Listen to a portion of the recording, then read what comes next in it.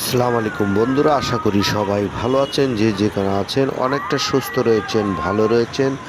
আপনারা দেখতে পাচ্ছেন ঢাকা ফ্লাইওভারের রাস্তার পরিবেশ। আপনারা দেখতে পাচ্ছেন উপর দিয়ে গাড়ি চলছে, নিচে প্রচুর পরিমাণে ট্রাফিক যানজট রয়েছে।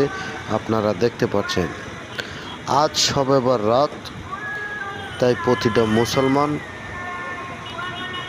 বিভিন্ন রকম কাজকর্ম নিয়ে ব্যস্ত রয়েছে।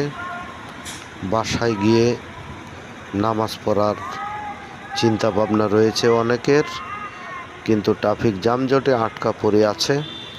আপনারা দেখতে পাচ্ছেন ফ্লাইওভারের রাস্তাগুলো কিন্তু প্রচুর পরিমাণে সৌন্দর্য রয়েছে।